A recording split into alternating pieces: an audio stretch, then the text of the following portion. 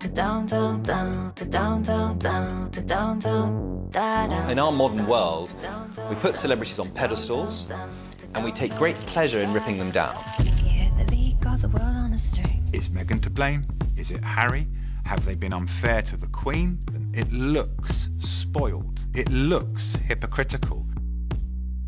The goldfish bowl of royal life is not for everybody, and it clearly wasn't for Meghan Markle. She felt stifled in the royal family, and she was determined that she was going to do it her way, and my goodness, she has done. Harry and Meghan will make an insane amount of money. Together, they are the most potent royal couple in the world. People welcomed her in. She was a star. It was the Markle sparkle.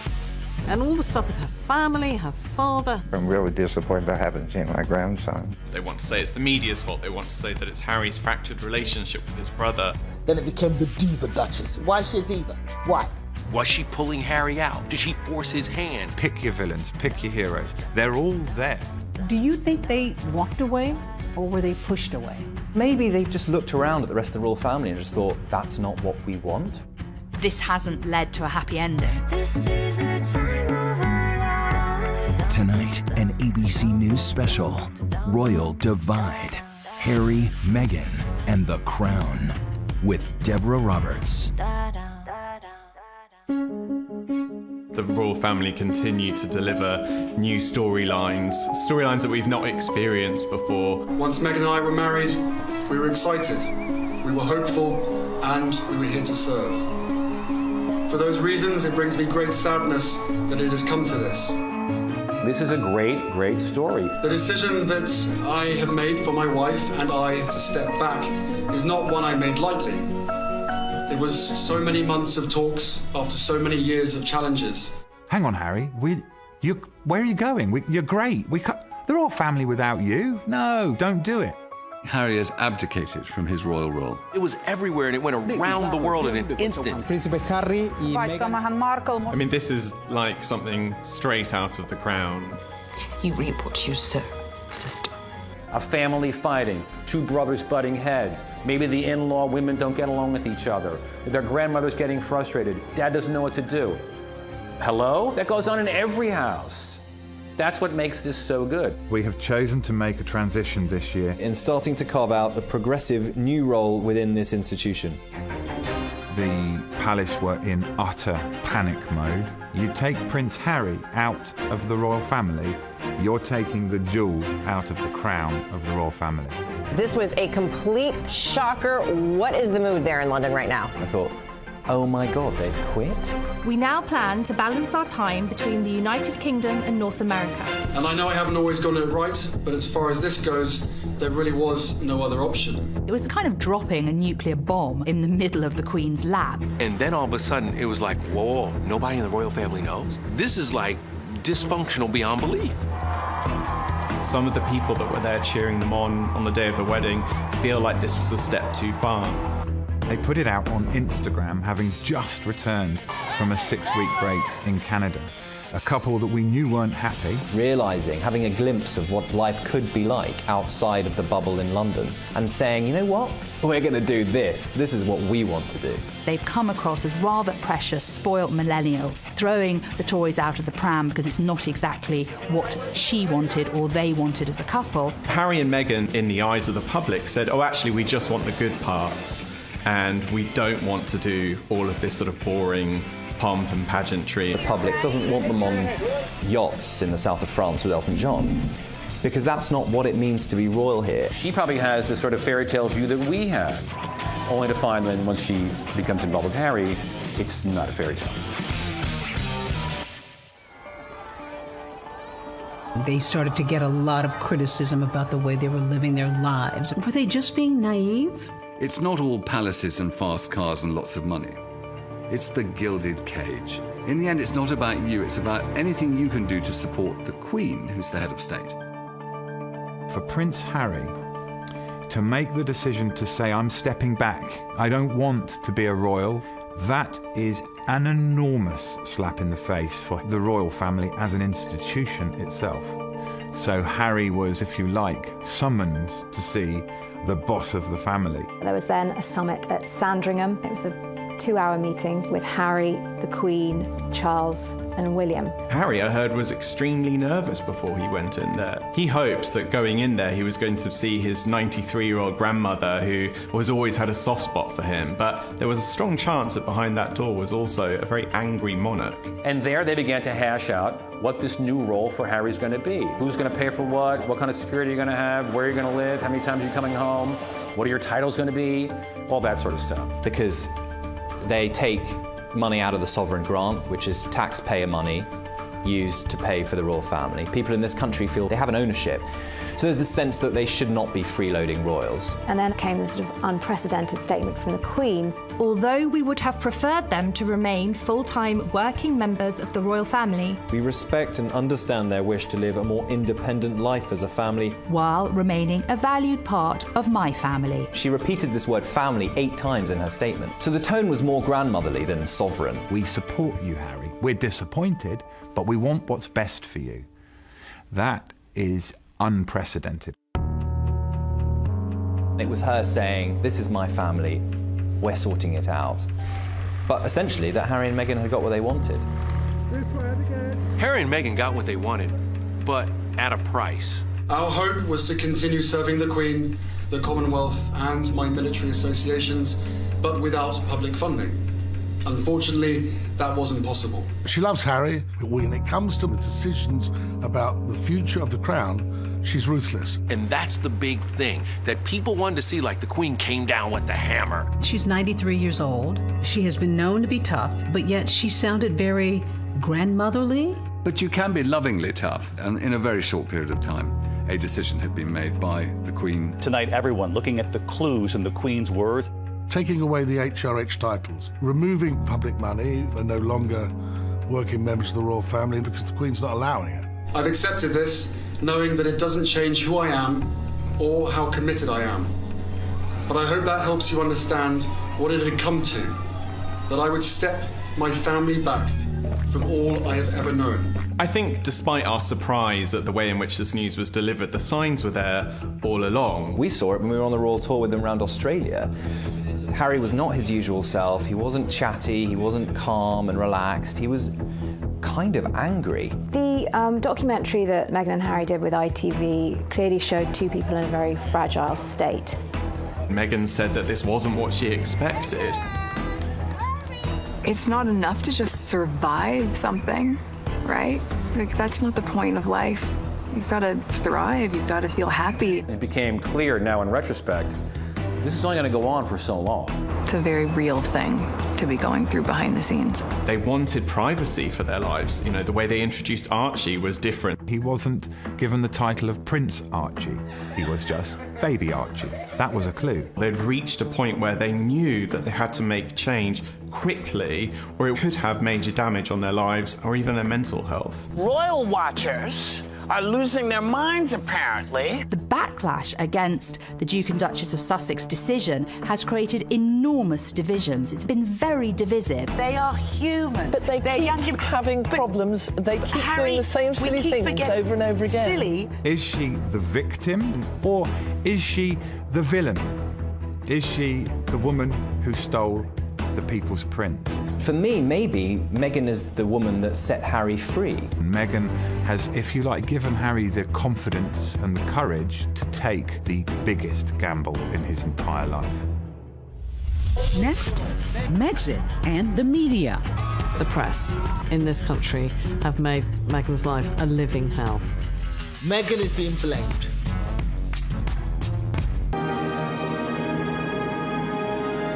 It seems almost 1,000 years ago, from May of 2018, when Meghan and Harry got married. It was this beautiful spring day.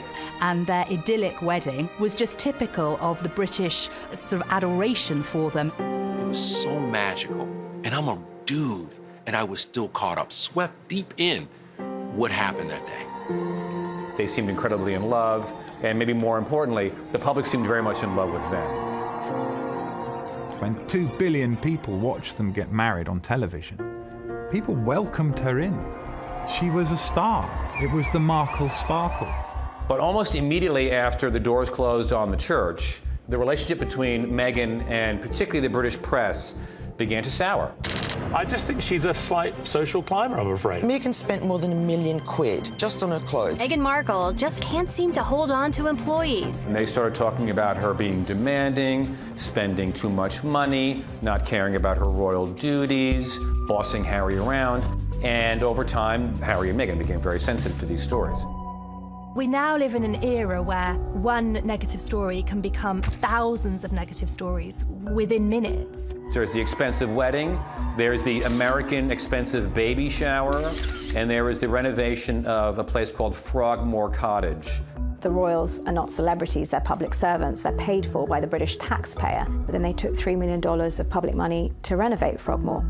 That was controversial. What was even worse was then when they started to be preaching about doing our bit to save the planet. It's a race against time, and one in which we are losing. There was Harry on one hand who was talking about climate change. No one can deny science.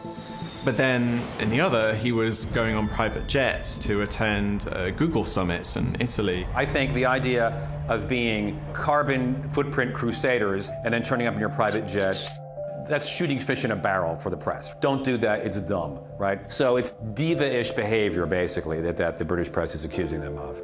And then when Archie was born, it was very strange that there was this kind of secrecy around the birth. People are scratching their heads going, why are you being so cloak and dagger? The Princess of Hugs is now saying, step away from me, like this is private, this is only about me. Funny that, because her wedding wasn't only about her.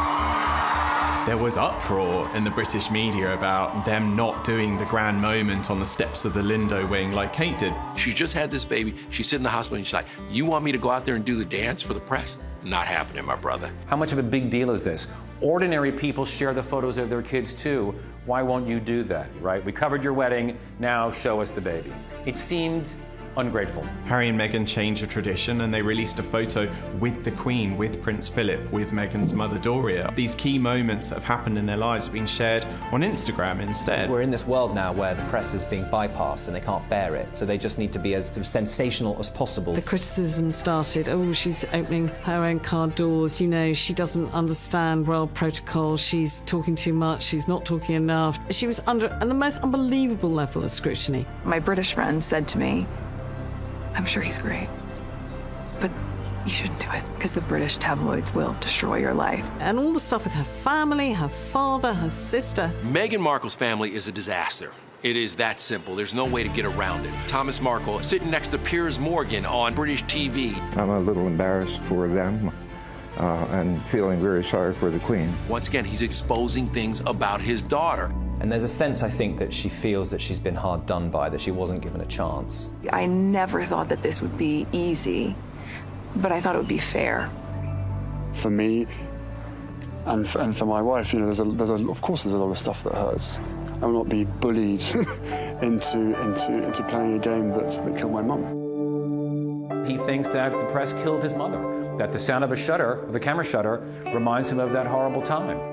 You know, you really can't blame him for feeling that way. However, at the same time, those cliques are journalists who have been invited, and it's a very different thing to the photographers who were physically pursuing his mother throughout her life. I think he's terrified for Meghan. And there was an element right at the bottom of this, when you boil it all down, of a loving husband trying to protect his wife. I spoke to Harry a few days ago. He has suffered a lot from all of the things that have happened to him. He suffers a lot from people judging him. There is validity to the idea that the press have hounded Harry and Meghan. Diana was literally chased into a tunnel and died. I don't think they've been any worse than they were during the Diana years. Princess Diana was actually physically hounded by the paparazzi. They had cameras in her face, they were chasing her down the street. Nothing like that has happened to Harry and Meghan. When you continue and constantly see and hear negativity, it can be overwhelming. You can feel powerless and lost. You can feel different, confused, or like you don't belong. There's been a big conversation about the coverage that Meghan gets versus what Kate gets. But Kate, in her day, Happy birthday, Kate. She was hounded. She was the most photographed woman in the world for quite a number of years. When she was just a girlfriend, the tabloids were relentless. But the difference is with Kate is that when she got married, suddenly she could do no wrong and the papers backed off. With Harry and Meghan, she's still painted out as the villain. She is still Duchess Difficult.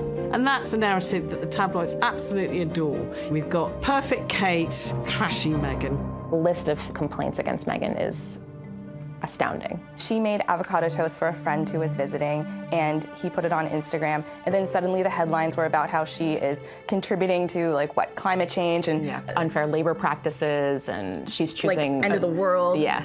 But when Prince William bought Kate an avocado for her morning sickness, oh, that's wonderful. What a wonderful, loving husband. And once again, you see the difference in the way the press treated those two women. You only need to look at some of the coverage that has called Kate a fashion icon for wearing a strapless dress, but then called Meghan vulgar just a few weeks earlier. Vulgar! Her fashion choices raised many eyebrows. It's a disgrace. And it's these sort of discrepancies that have made it quite difficult to understand what it is that the British press have had in for Meghan. So, yeah, I can understand why he's blaming the media, because the media are to blame. Do you think race played a big part here? We saw it in the British press. You know, these tones, these words being used as exotic, or Harry's new girlfriend straight out of Compton. When people say, that's not a racial undertone, that's just racist, isn't it? Let's be honest. She was brought up nowhere near Compton. She's from Los Angeles. She went to a private school in Hollywood. All the coverage of her is not as one of us, but of this strange, exotic being. She's not the all-white, all-wholesome girl that Kate is. He sees what his wife is going through now. And this is all very, very raw with him. Now, Meghan is being blamed. Blame the black woman. She's separated Harry from his family. The reason that they didn't want any press pictures of Archie after he was born, because they knew perfectly well that all the press wanted to know was, what colour was he? A BBC host had the guts and boldness to tweet a picture comparing Archie to a chimpanzee. If you listen to every single excuse that was given, but he didn't mean it, it was a joke, it was racist. And not one member of the royal family said anything to support or defend her. I think both of them felt very alone towards the end of their time in the firm. When we come back, Meghan and the royal reality. The royal family is not kombucha at your door at 4 o'clock in the morning. It's stale sandwiches and white bread. That is what the royal family is. How do you take a self-made woman in her 30s who personified the American dream before she even met Prince Harry, put her into the situation of the royal family, and expect her to be able to breathe? The flip-flop culture is part of just who I am. Hippy-dippy kind of woke avocado toast eating, you know, Pilates and yoga, smoothie. I love my cutoffs and flip-flops and being as relaxed as can be. We kind of think that's weird, all of that, you know? She was a divorcee with 1 million followers on Instagram, an actress, didn't tick a single box of princess-in-waiting material. She wasn't just this clone come to marry Prince Charming. If anybody knows about marrying into an aristocracy, as an American, you do. Are there rules? Is there a rule book when you start to enter this world of nobility? And America, we love the royal family and we love the aristocracy, so of course we must know how it's done. Table manners, like 6 forks, 6 knives, 3 spoons, 4 glasses, and that's what Meghan has had to go into. But do you have that sense of responsibility, Prince Harry, for what you're asking Meghan to do? That sense of responsibility was essentially from day one. But, you know, I still had to have some pretty, you know, frank conversations with her to say, look, you know, what you're letting yourself in for is, it's a big deal. On the day she said I do, she also took on a job at the same time, a job that she had absolutely no say in how she gets to do. The whole reason that the House of Windsor has survived is that it's essential that the spotlight is on the monarch and the heir apparent, and any other member of the royal family who tries to take too much oxygen away from the Queen or the heir has found themselves getting into difficulties. I would argue that it looks like it's a very hard place for a modern woman. Being a part of this family and the platform that comes with that is an incredible responsibility that I take really seriously. I think the way Meghan tried to work in the palace didn't fit in with how other members of the royal family worked. I know aides who have 1 meeting a month with their principals. Harry and Meghan were popping in and out of the office almost every day for briefings and updates. I think they felt that she'd come in and, you know, kind of be a sleepy little royal. But Meghan was like, no, I need to know the people, the places, I'm gonna talk to people, I need to know nationalities, I need to know languages. There have been reports that she comes to meetings with tons of questions and binders, that she does the work ahead of time. She's aggressively emailing her staff at 6 in the morning. She couldn't do anything right. Now, if every American got in trouble because they sent emails too early in the morning, I'm like, isn't that what you're supposed to do? Women don't need to find a voice. They have a voice. They need to feel empowered to use it. And people need to be encouraged to listen. Suddenly, Meghan's charm, that was her hard work and her perseverance, was being turned into a problem for the royal family. I cannot believe it's 2020 and we're still faulting women for being ambitious. To be relatively boring is to be a very good fulfiller of the royal role. Honestly, you know, you want to leave your glam and your drama to the politicians. The characters that do well in the royal family are those stoic characters who really live to serve, who put their head down. Camilla, who supported Charles amazingly. Kate, who is now an absolutely wonderful queen in waiting. She was incubated into being a princess. She's learned never say anything, always smile, always have lovely hair. You're done. Now, I think we, as a country, have to think, well, is that what we really want from our royal women? We want them to be Stepford wives? You know, I mean, really? There's a motto, never complain, never explain. And the royal family don't like it when anybody rocks the boat. That was always Diana's problem. It was isolating, but it was also a situation where you couldn't indulge in feeling sorry for yourself. You had to either sink or swim. And you had to learn that very fast. And what did you do? I swam. When the BBC Panorama interview aired, I mean, that was a seismic moment for the monarchy. You could not believe that here was one of the most prominent members of the royal family spilling the most intimate details of her life on national television. But you really believe that it was out of jealousy that they wanted to undermine you? I think it was out of fear, because here was a strong woman doing her bit. Interesting, driven, passionate people like Diana, like Meghan, they find those constraints very, very hard. You're not allowed an opinion. And in this day and age of Twitter where everyone has an opinion, it's very hard to just say, oh, you know what, I'll bite my tongue on every single little thing. And of course, it's terrifying, the thought for the royal family that this may repeat itself if the Duchess of Sussex decides to give an interview, probably to the American press. I hope to God Meghan breaks her silence and does a Diana-style interview. I hope she does. She deserves it. Why not? She needs to be able to clap back at all those haters. But Meghan gave us a glimpse into how she's feeling anyway when she spoke to ITV. That now famous phrase that she said to Tom Bradby, where she said, "Thank you for asking me how I am." And also thank you for asking, because not many people have asked if I'm okay. But it's a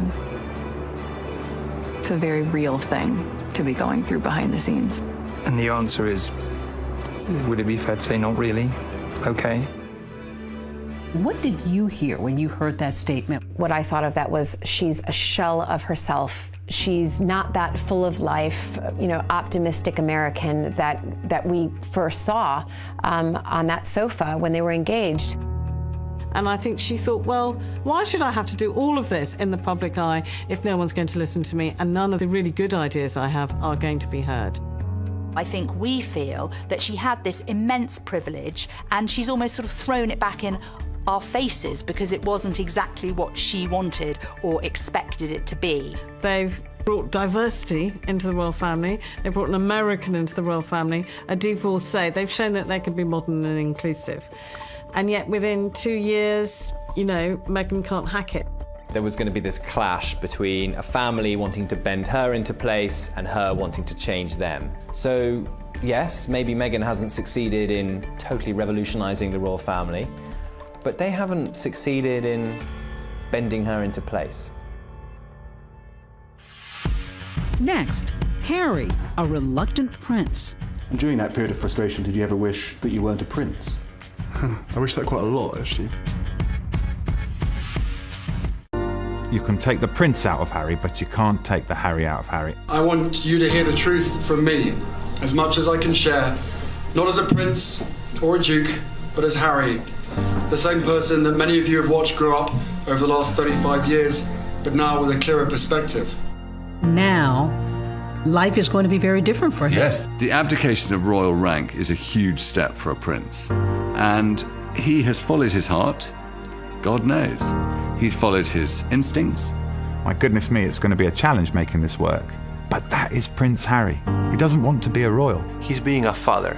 This is a guy who is trying to protect his cub and his lioness from whatever it takes. He has become an incredible man, the man that his mother would be proud of.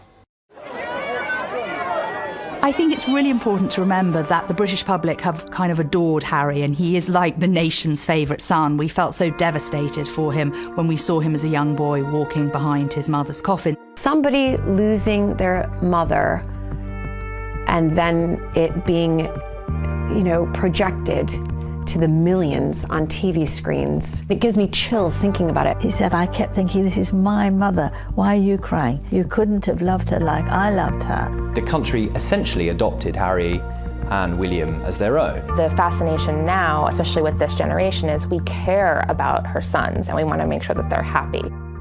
What we saw after Diana's death is that the bond between William and Harry surpassed any brotherly bond. I think for a long time, William and Harry maybe felt like a team outside of the royal family, children of Diana, somehow, different to everybody else. But you simply cannot underestimate how close Harry and William became. Harry obviously has been born and bred with a sense of duty. At the same time, before he even met Meghan, he was talking about the possibility of not being a prince. This is my bed. I don't really make it when I'm down here, which is a joy. That's it, made. He was in the army for many years. He did 2 tours in Afghanistan. I signed up because I wanted to be one of the lads. This sort of normality for me to be amongst these guys was so important. He talked about going into the army and how that gave him a certain amount of anonymity in some ways, that he was just Harry. And then, while he was out on operations in Afghanistan, somebody says where he is and he's brought home. I think that really hurt him. We saw Harry, for a number of years after leaving the army, almost taking the role of official royal gooseberry. Like the third wheel with Meghan and Will. It would be Harry popping up in the background at all sorts of events. Enter Meghan. Enter Meghan. She's already experienced a life that he wants a slice of. The British are very kind of reticent to do anything drastic, and he kind of needed this American to come and say, no, take what you want in life, be the person you want to be in life.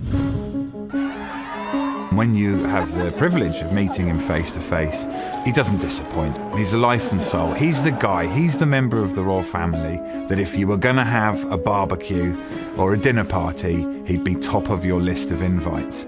In spite of the place that he was given and all of the benefits and comfort that life has given him, he's one of the most committed and hardworking people that I know. Sentibale is a charity that is very special to Harry. It was set up in memory of Princess Diana. I was named the first ambassador for the charity, helping kids with HIV.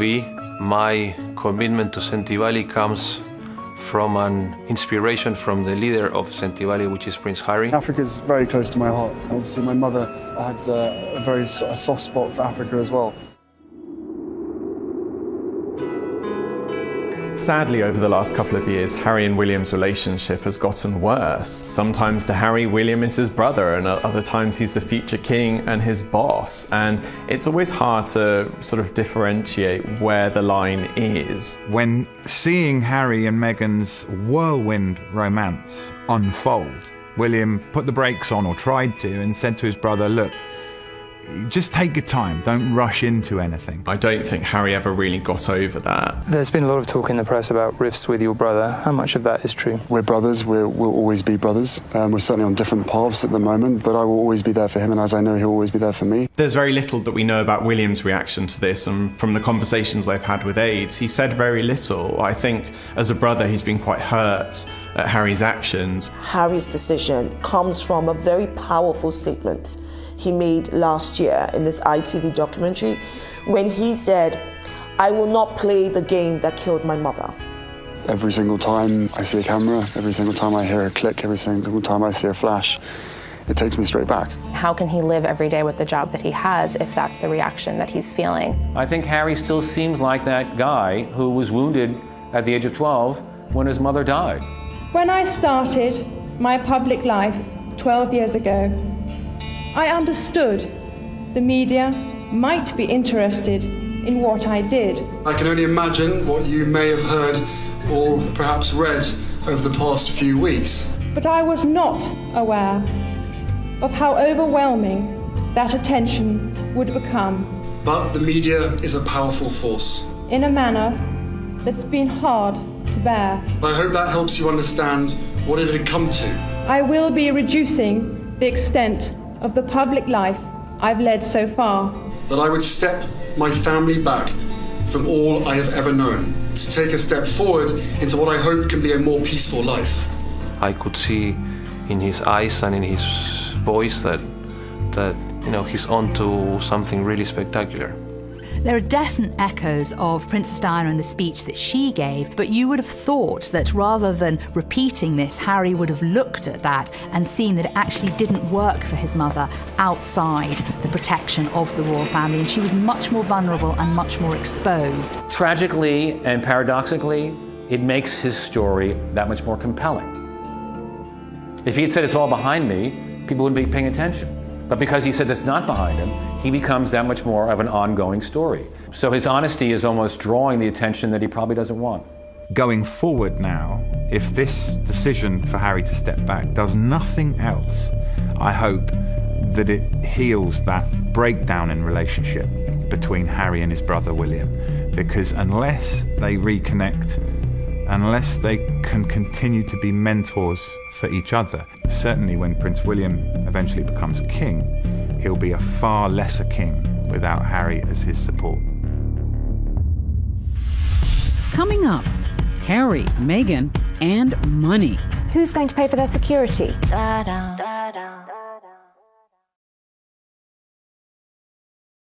The decision that I have made for my wife and I to step back is not one I made lightly. The breakaway royals, Meghan and Harry. Meghan has left the UK and now returned to Canada. We are taking a leap of faith, so thank you for giving me the courage to take this next step. Do you think they walked away or were they pushed away? I think they walked away. I think they had enough. This is the start of a whole new adventure for the Sussexes, for Harry and Meghan, and their ability to choose to give Archie exactly what kind of life they want for him.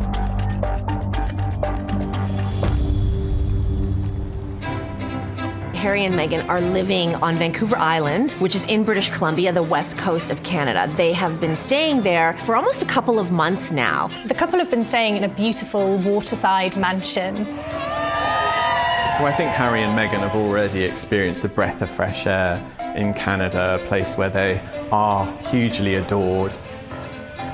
Canadians are really excited about Harry and Meghan moving to Canada. We haven't learned how to play it cool yet. Meghan lived in Toronto during the time that she was acting on Suits. I have been killing it here for the better part of a decade. We're kind here, we're polite. It's not going to be as negative towards them. At the same time, I think Canadians would feel a little bit hurt if Canada was just being used as a halfway house. They thought they could have a halfway house, but they were told, no way, you're out. The Queen had to rule decisively, taking away the HRH titles, removing publicly funded money, making them pay back about $4 million of money that was spent renovating their house. This is not an easy ride for Meghan and Harry. But I will tell you this, here's what they will gain. Harry and Meghan will make an extremely insane amount of money. That first Meghan and Harry interview is worth millions. And also, Harry has received a lot of money from his mother, grandmother, his father is still one of the wealthiest people on this planet. So the money's never gonna dry up. What I hope will happen is they will use their celebrity, they will use their charm and good looks and whatever to raise money from people all over the world. I think that him and Meghan together, from that platform that they are creating, are going to be very important in the history of of making the world a better place. Meghan and Harry's decision to step away from the royal family only enhanced their brand potency. They're now famous and culturally symbolic in a way that no other royals have ever really been. The problem that the Queen has is she has to protect the royal brand, and it has immense prestige. Yeah, there have been huge conflicts of interest when royals have tried to monetize the brand. I'm so unconventional that instead of serving tea, I serve ocean spray ground apple juice drink. We've had Fergie with some rather strange commercial adventures. 我是 Peter Phillips. If Peter Phillips, the grandson of the Queen, is allowed to go to China and film a milk commercial, I think Harry and Meghan getting involved in philanthropic-related projects for Netflix or Apple TV is not going to be a problem. I don't think Prince Harry means he's going to become a brand ambassador for Rolex. Harry can still raise all the money he needs for Africa and the Invictus Games. Meghan can do all the things she wants to do now on a regular basis. She can be Angelina Jolie, a nice version. The last remaining question for Canadians is who's going to pay for their security? Canadians are very particular about taxes and money and where it's going. Estimates for Harry and Meghan's security have come in at anything from $1.3 million to $8 million. Everybody's talking about, will they be able to pay for their security? You're damn right they'll be able to pay for their security. And they could pay for yours too. I think that actually Harry and Meghan are going to get into more difficulties with paparazzi. There'll be less of an organised structure around them every time they go to an event. We saw it with Harry's mother, Diana, Princess of Wales. Photographers chased Diana, not to get a picture of Diana. They chased Diana to get a picture of Diana in her current emotional mood. That's what's going to go on with Meghan. At every single moment in their lives, whether it's the first major commercial deal or their next child, every single moment will be tracked. The idea that by somehow stepping back from the royal family, they're going to somehow regain control of their privacy is tragically a fool's errand. That's just not going to happen. In fact, it's going to get worse. UK photographers have traveled and camped out in Vancouver Island for weeks now, so they still will be photographed in Canada. He wants to live a normal life, as normal as his life is going to be, right? Because when you have 1,000 paparazzis outside your house in Canada waiting to get one picture of your son, that's not very, very normal. Next, a monarch and her grandson. Would the British public welcome them back? I think the British public will always welcome Harry back. At the end of the day, there are lots of reasons that people care about this story, but one of the main reasons is because they're worried about the Queen. Long live the Queen. We love the Queen. Your Majesty, you look beautiful. This is a human story. The Queen is 93 years old. Her husband, Prince Philip, is 99 this year. He's not been at all well recently. She's had to cope with that. She's had to cope with Brexit. She's had to cope with Prince Andrew and all those dramas at the end of last year. But don't forget, this is a woman with a lot of experience, and I don't think people should worry too much. She has been through a lot. Seeing 3 of her children go through divorce, seeing her 2 grandsons lose their mother, this on a scale of tragic events in the royal family is very low down. Who won in this issue? Harry and Meghan or the Queen? I think everyone won. And the reason they all won is that you don't walk away from any negotiation with everything that you want. The Queen looks like she dropped the hammer on them. Harry and Meghan have gotten out of a system they don't want to live in anymore. They've gotten everything they want. Very sweet. Nice to meet you. To now have spokespeople living in another Commonwealth country, Canada, where the Queen is also the Queen, it's actually a win for the royal family. Are they still considered royals at this point? Harry was born into the royal family, and in a sense, that blood tie will continue ad infinitum. But his royal rank, which is his princely appointment, has been put into suspended animation. Going forward, they don't have that kind of ethereal everlasting, eternal magic that the royal family gives you. The Queen seemed to intimate that in about a year's time, we will see how this is all going. Is this kind of a trial separation, as it were? Well, I think there's a view that they will come back to look at how it's working in a year's time. I think we'll look back in 6 months' time and realise that not much has actually changed. They're obviously trying to do the best for their marriage, their best for Archie, for their son. But Harry does love his family. The important thing to remember is that the Queen is a grandmother and she has so much love for her grandson and he adores her, and that bond will stay.